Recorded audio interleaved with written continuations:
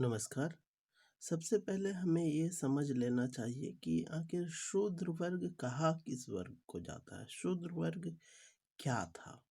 तो जैसा कि मैंने पहले ही बताया था कि पूर्व काल में मनुष्य के अपने गुण और सामर्थ्य के अनुसार उन्हें उनके दायित्वों का बँटवारा हुआ था।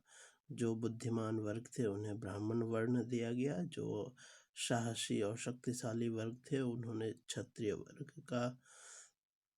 सॉरी क्षत्रिय वर्ग का उत्तरदायित्व संभाला। और जो कार्यकुशल थे उन्होंने वैश्य वर्ग का उत्तरदायित्व लिया, और जो सामर्थ्य में थोड़ा कम थे उन्होंने सेवक वर्ग का दायित्व लिया।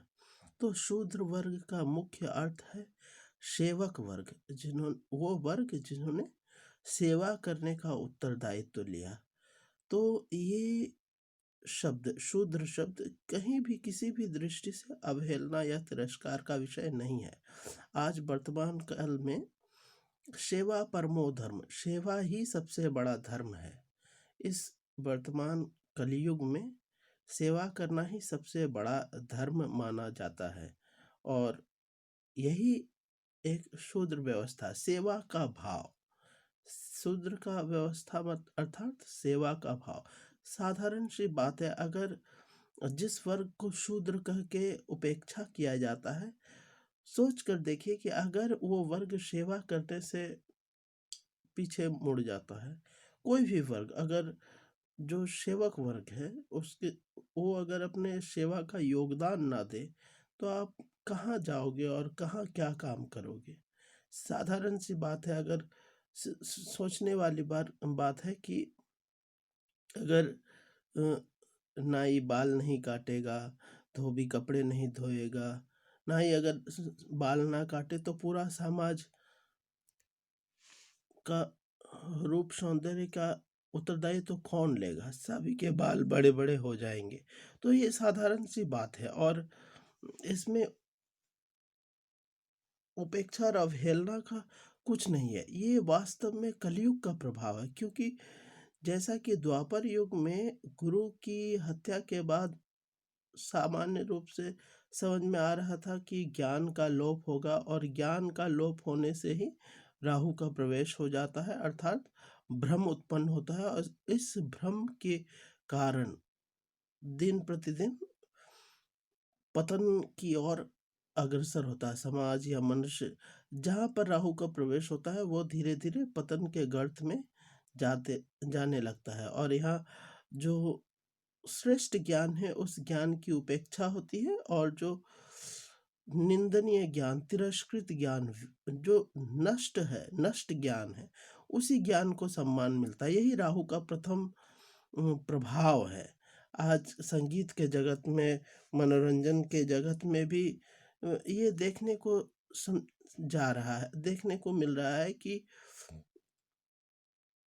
सामान्य तौर पे अगर कहा जाए कि देखिए, पूर्व काल में संगीत बहुत ही सामान्य, देखिए जैसे कि अगर आप रावण रचित शिव तांडव स्तोत्रम सुनते हैं तो वहाँ आपको पता चलता है कि ज्ञान का स्तर क्या था, और आज की कविताओं में कहाँ आ गया है। आज संगीत में मनोरंजन के नाम पे अंग प्रदर्शन है और कुछ भी नहीं। एक कुछ ही वर्ष पहले की पुराने फिल्मों में देखिए तो बहुत अच्छा प्रदर्शन देखने को मिलता है, परंतु आज केवल उपहास और व्यंग्य ही मिलता है। तो यही है ज्ञान का वास्तविक लोप। और शूद्र वर्ग का अर्थ यह था कि सेवक वर्ग, और वर्तमान काल में जो सेवा के भाव से समर्पित है वही वर्ग शूद्र वर्ग है। हाँ, तो जैसा कि मैं कह रहा था कि ज्ञान के लोप हो जाने के कारण सभी वर्गों का पतन हुआ है। ब्राह्मण वर्ग मांस भक्षण करने लगे हैं, शराब भी पी रहे हैं। क्षत्रिय वर्ग भी थोड़ा प्रबल होकर वाणिज्य व्यापार में हस्तक्षेप करने का प्रयास कर रहे हैं, और धन अर्जन करके अपने आप को श्रेष्ठ साबित कर रहे हैं। शराब वगैरह पीना आज समाज पूर्ण रूप से गंदा हो चुका है।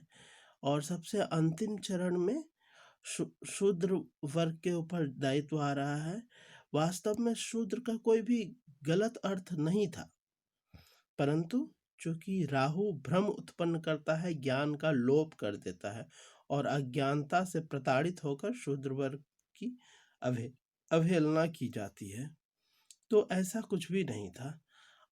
अब समझना था कि अगर कल्कि देव का जन्म शूद्र वर्ग में होना है, अर्थात सेवक वर्ग, हाँ, सेवक वर्ग से ऐसा भी समझा जा सकता है कि जो वर्ग सेवा करता है। तो देखिए, जो ब्राह्मण वर्ग दूसरों के घरों में जाके पूजा पाठ कराते हैं, पूजा पाठ कराना भी एक सेवा का ही भाव है कि जो सज्जन वर्ग, जो सज्जन जातक घर में यज्ञ हवन करके देवताओं का आवाहन करना चाहते हैं, अपने भक्ति भाव से देवताओं को प्रसन्न करना चाहते हैं, परंतु उन्हें पूजा पाठ की संपूर्ण विधि का ज्ञान नहीं है।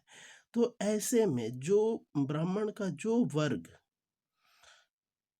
उसकी इस इच्छा की पूर्ति में सहयोग करता है, यही तो है सेवा का वास्तविक सहयोग। तो ब्राह्मण का एक वर्ग सहयोग कर तो रहा है, जो सेवक वर्ग की तरह, जातक की तरह,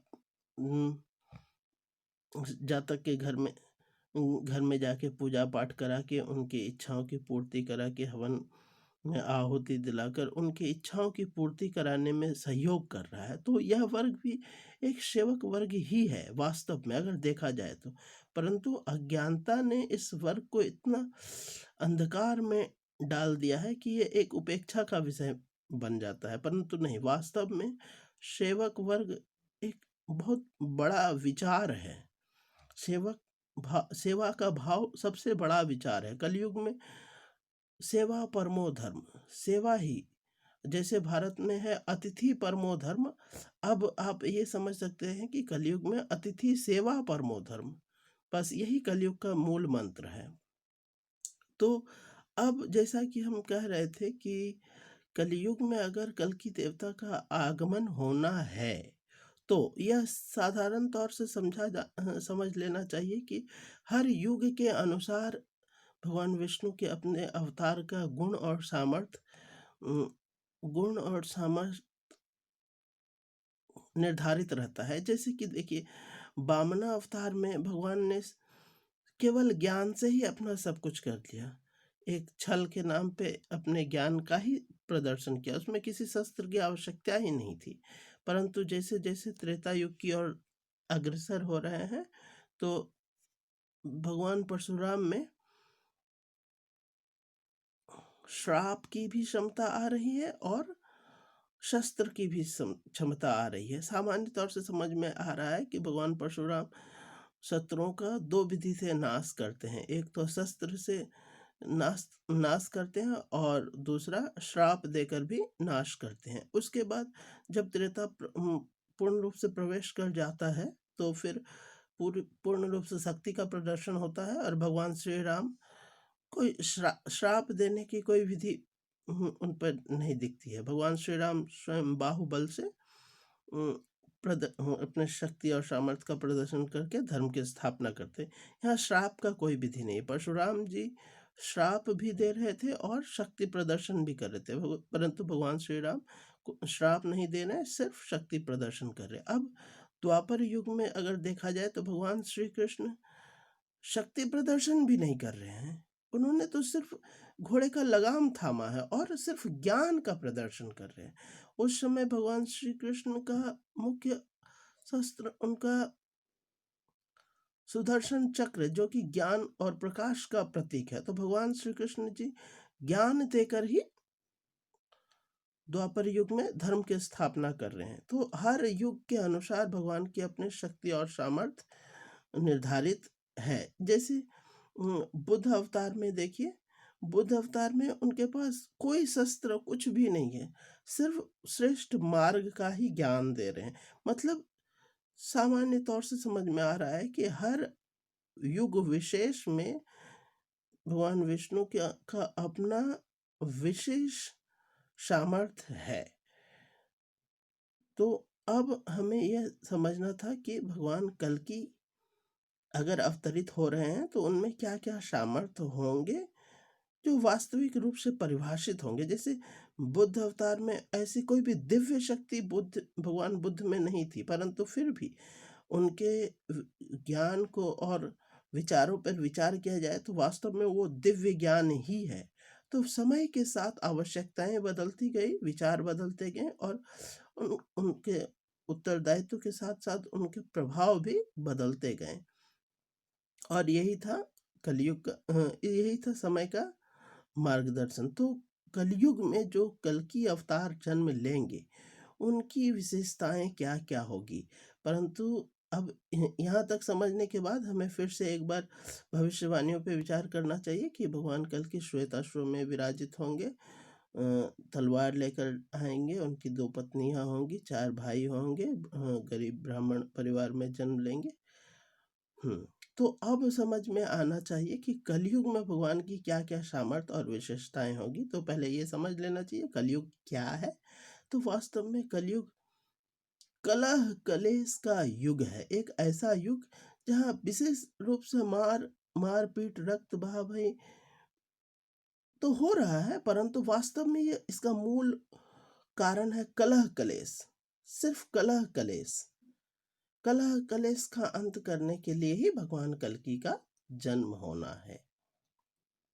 धन्यवाद। मैं आगे भी इस वार्तालाप को आगे रखूंगा। धन्यवाद।